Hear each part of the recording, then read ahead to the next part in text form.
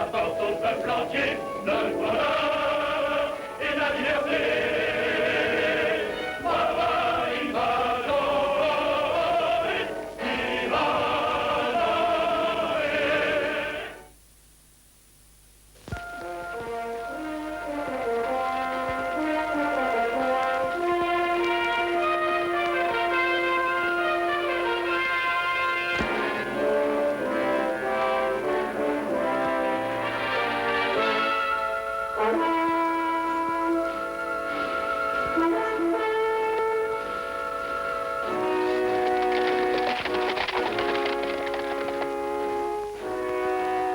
Capitaine. Les cavaliers approchent. Voilà! On abaisse le pont-levis pour messieurs Ivanhoe de Rotowood.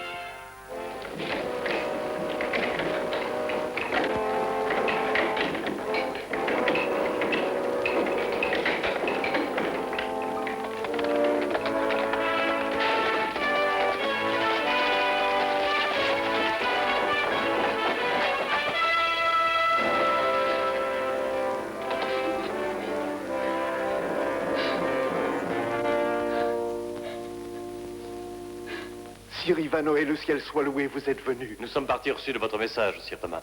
Que puis-je pour vous? L'esprit du mal s'est abattu sur cette demeure, mais venez. Les hommages, Lady Margaret? Soyez le bienvenu, Sir Ivanhoe. Mais vous nous trouvez en grande affliction. Ces pauvres gens pleurent leurs enfants qui ont disparu. Disparu, dites-vous, madame? Sans doute le diable. Qui d'autre? Nous vivons de sinistres heures.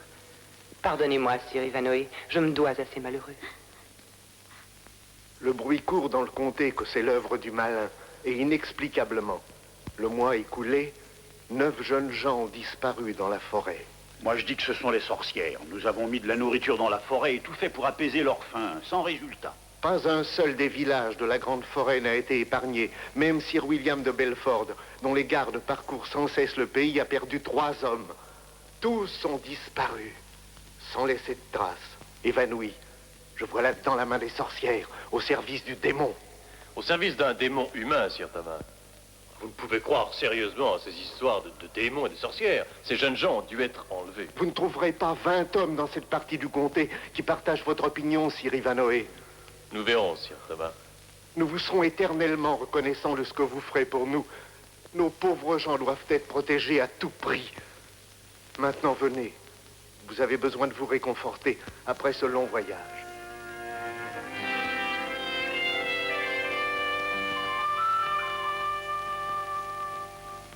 Seigneur. Oui, Bart, qu'est-il? Vous êtes sûr que ce ne sont pas les sorcières ou les démons qui ont enlevé les enfants? Pourquoi? Tu as une idée? Oui, Seigneur. Laissez-moi aller dans la forêt cette nuit et qui que ce soit, ne l'empêchez pas de m'enlever. Ah, tu entends ça, Egert? Ou ton fils a perdu l'esprit, ou il est très brave. Il veut être enlevé. C'est pas une mauvaise idée, à condition de prendre des précautions. Dis-moi, Bart, est-ce que tu crois aux sorcières? Dis-moi la vérité. La vérité, si vous dites qu'il n'y a pas de sorcières, c'est qu'il n'y en a pas. Bien répondu, Bart. Maintenant, dis ton idée. Voilà, j'ai pensé que si nous allions dans la forêt durant la nuit, nous pourrions...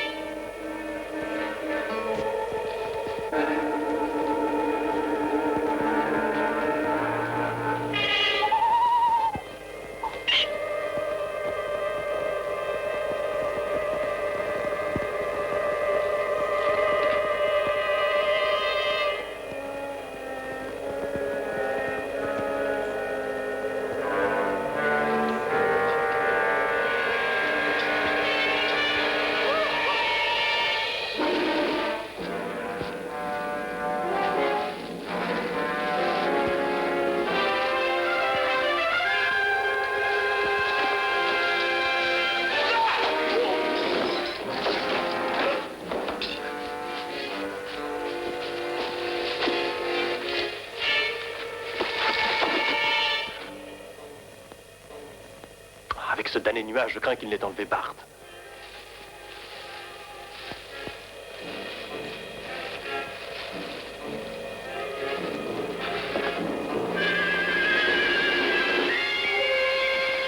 Seigneur Chevalier, qu'est-il arrivé? Nous avons entendu un bruit de lutte.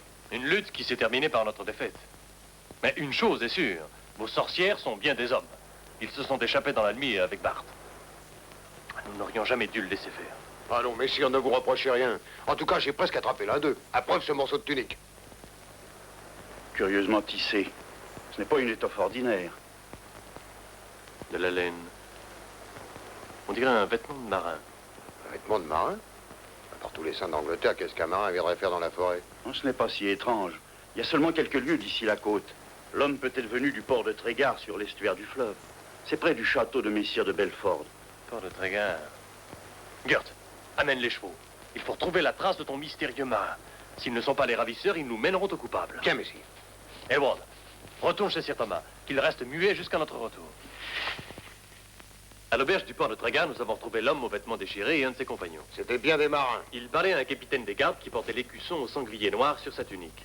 Ce sont les armes de Sir William de Belford? Il a quitté les marins et nous l'avons suivi sur le chemin du château où nous perdîmes sa trace. Il a disparu soudain aux alentours d'une clairière. Voilà ce que nous avons appris, Sir Thomas. Maintenant, dites-nous ce qu'est exactement Sir William, ça pourra nous servir. Le pire voisin que l'on puisse avoir. Sir William est brutal, égoïste et injuste. C'est un voleur de terre. Un véritable oiseau de proie. Et il tient Lady Agnès, sa riche et ravissante pupille, prisonnière dans son château. Quelle sombre histoire.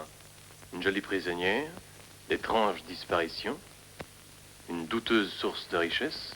S'il touche à Bart, je le taillerai en pièces. Et je t'aiderai, Gurt. Oh, un instant, rien ne prouve que Sir William soit coupable. Mais nous avons vu son capitaine des gardes avec les marins. Il nous a conduits au château. Ce n'est pas une preuve, c'est seulement une présomption. Comment avoir une preuve?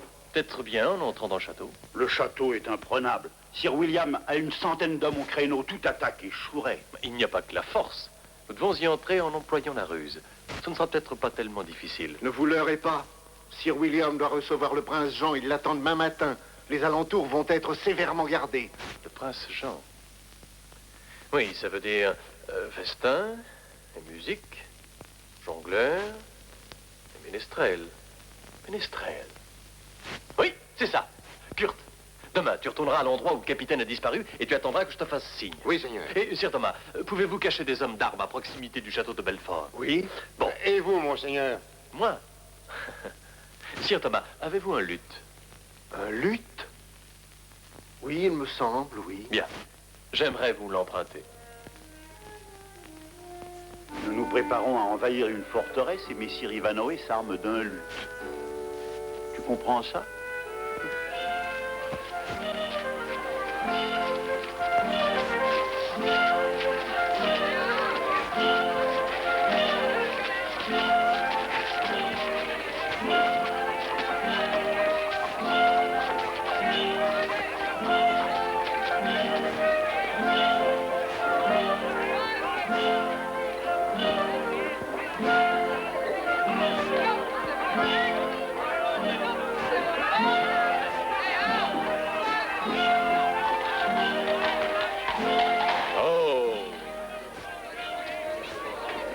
On n'entre pas ici.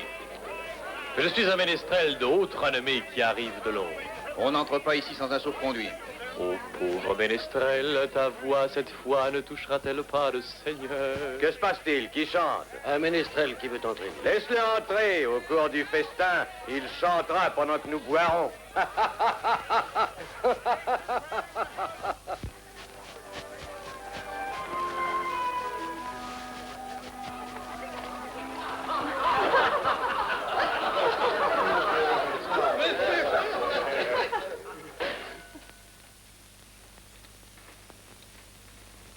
Maintenant, une grande nouvelle.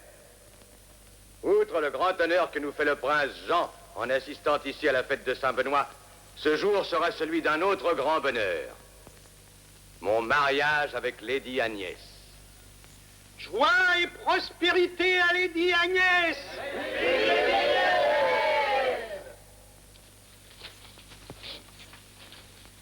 Ménestrel, montre-nous tes talents. Tu viens de Londres, dis-tu? Oui, Mila William. Alors, tu connais les nouvelles ballades. Bon, va, réjouis-nous. Et que tout le monde s'esbaudisse. J'obéis, Milord William. Et que voudriez-vous entendre? Lady Agnès va choisir. Ma belle amie, que souhaitez-vous? Que le ménestrel fasse à son gré. Mille grâces, milady. Je chanterai le porc et l'agnelle.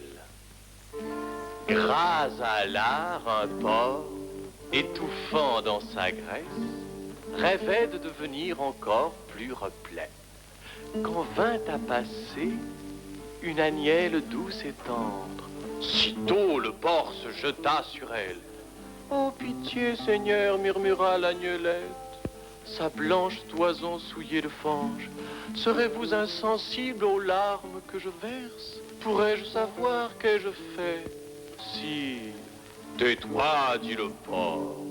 Tu es captive, mamie, et ta prairie et ton ruisseau sont miens. Je le veux ainsi.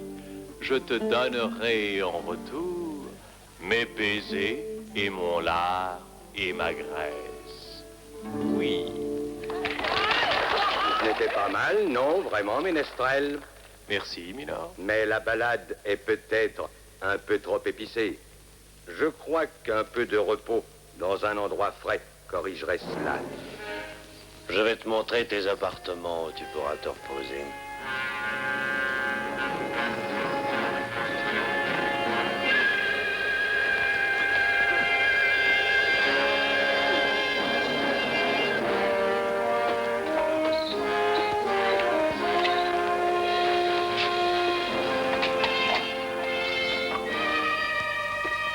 Vos appartements, messire.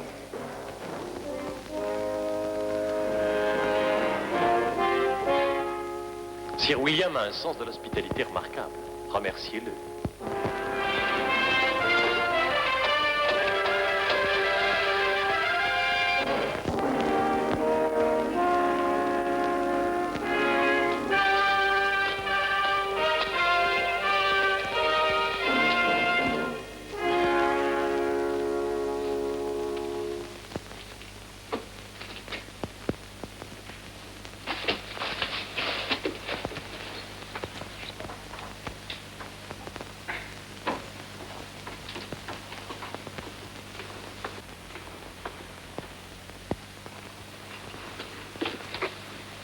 Ménestrel, êtes-vous là?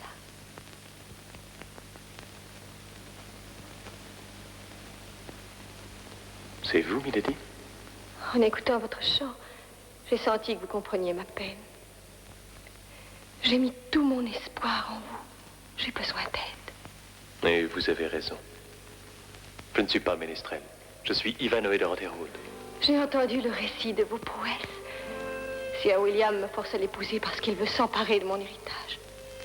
Sir William est décidément d'une cupidité insatiable. Sauvez-moi, messire.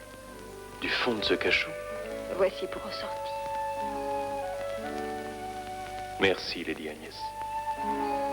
Mais je cherche un garçon qu'on a enlevé. Un garçon? Je n'en ai pas vu ici. N'avez-vous jamais rien remarqué d'insolite? Mais si. D'étranges choses se passent dans ce château. Des hommes sinistres en costume d'Orient viennent souvent ici la nuit. Et quoi d'autre encore? Cherchez, milady, c'est important. Parfois, j'entends des cris et des bruits de chaînes. Peut-être y a-t-il des prisonniers dans les cavernes. Les cavernes? Où sont-elles? Quelque part sous ce donjon, je suppose. Je dois partir avant que Sir William me cherche. Merci encore, milady. Vous me reverrez. Je prierai pour vous, Sir Ivanhoe.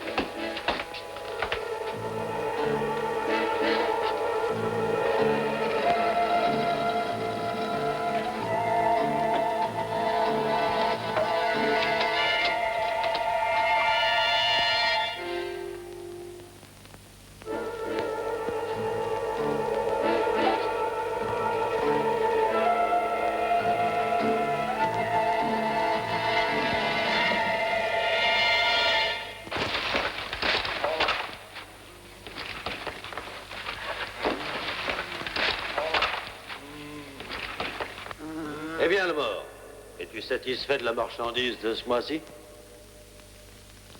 Un méchant lot. Dis-moi ce que je pourrais bien tirer de celui-là, là-bas. Fouette-le bien, tu en sortiras quelque chose.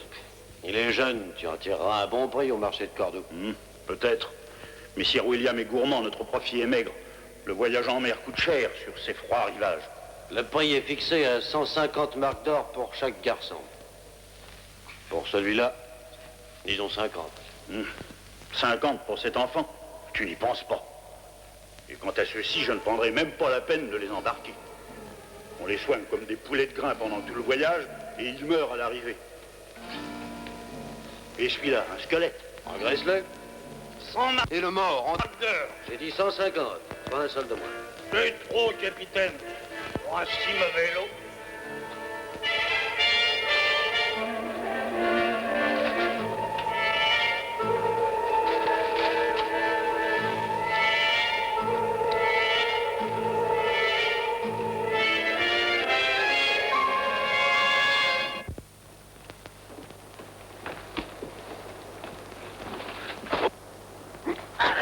Attention, monsieur Ivanhoe, c'est Gert. Oh, pardonnez-moi, Seigneur.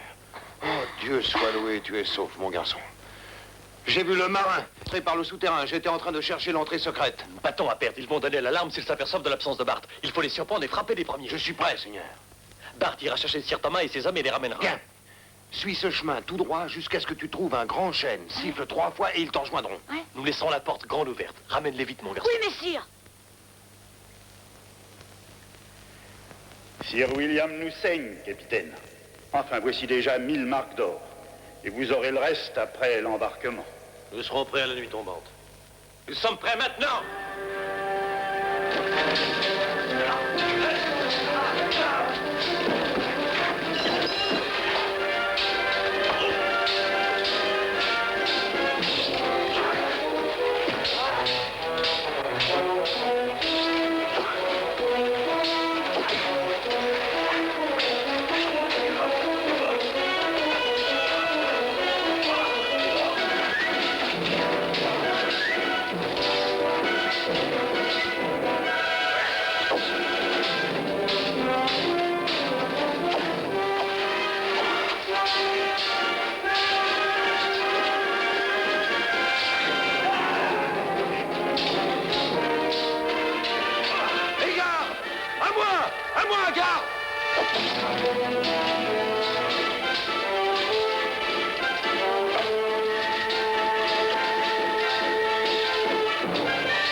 Tu veux prendre des hommes, hein? C'est là.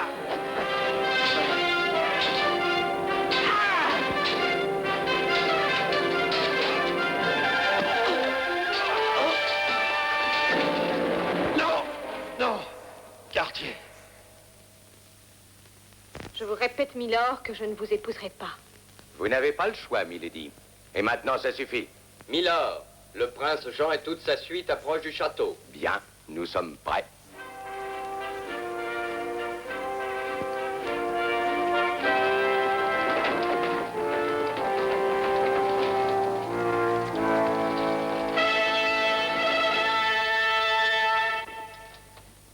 Vous ferez bon accueil à son Altesse, Lady Agnès. Et vous montrerez un visage plus heureux, madame, vous entendez? Je vous l'ordonne. Vous n'êtes pas en situation d'ordonner quoi que ce soit, Sir Le William. ménestrel. Non.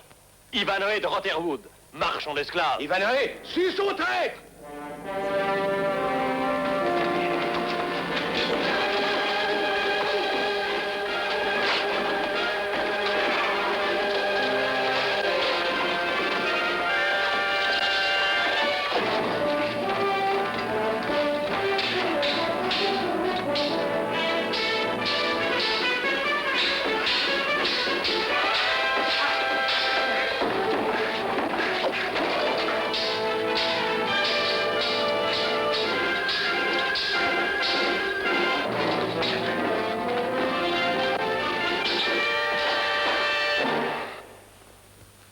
Rendez-vous, Sir William. Je me rends, Ivanhoe. Éloignez vos chiens. Écartez-vous et jetez vos armes. Sir Ivanhoe de Rotherwood, est-ce là encore un de vos exploits? Il a forcé ma porte, votre Altesse. Il a tué 3 de mes hommes, mais il a voulu me voler. Je demande son emprisonnement. Rendez votre épée, Sir Ivanhoe. Vous êtes une cause de trouble perpétuel dans ce pays. Non, Altesse, je veux seulement la justice pour tous. C'est vrai, Votre Altesse. Sir William essayait de... Suffit, Lady Agnès. Nous avons jugé par nous-mêmes. Je crois qu'il est temps que Mr. Ivanhoe reçoive une leçon. Eh bien, mais que veut dire ceci? J'accuse Sir William de Belford.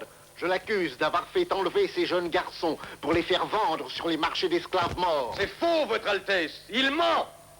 Ce sont graves accusations, Sir Thomas. Si c'est vrai, monseigneur, cela mérite un jugement et la peine de mort. Avez-vous des preuves, Sir Thomas? En voici devant vous, Votre Altesse. Et il y en a bien d'autres dans les cachots des donjons.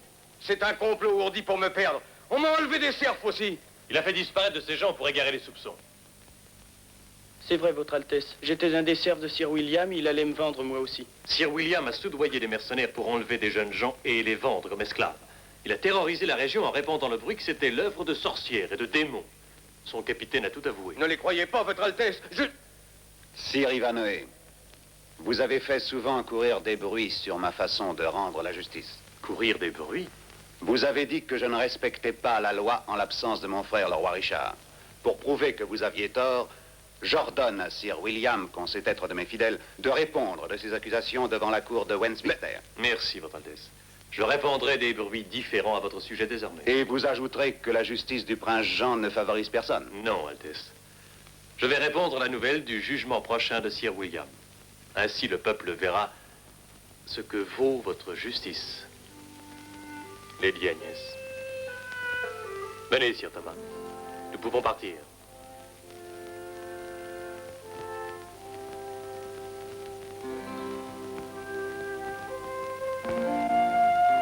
Imbécile, à la cupidité insatiable. Monseigneur. Sir Ivanhoe, vous êtes toute notre espérance. Je ne la décevrai pas. Dieu vous garde, ami. Adieu, milady. Dieu vous garde, monseigneur. Sir Thomas veillera sur vous maintenant, Lady Agnès. Comment pourrais-je vous remercier? J'ai ma récompense, milady.